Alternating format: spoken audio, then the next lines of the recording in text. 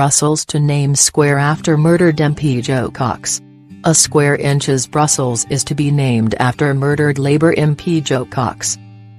The square inches, the centre of the city, is close to the ancient Belgique concert venue that Mrs. Cox regularly attended when she lived and worked in Belgium. Thursday's naming ceremony will be led by the Mayor of Brussels and be attended by members of the MP's family.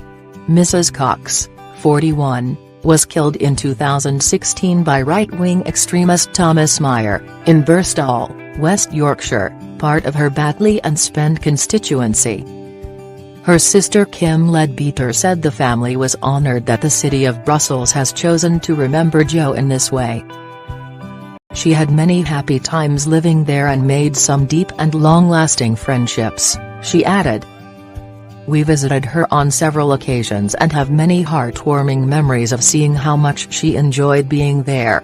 To know that she will have a permanent place where she, and the values she stood by, can be remembered is a comfort and an honour, and I would like to thank everyone involved.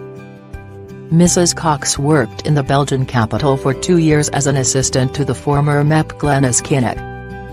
She was included by the city of Brussels on a list of illustrious women who will have squares, streets and buildings named after them as part of the city's plans for female and male equality. In November, a street in the town of Avelin in France was named after Mrs. Cox.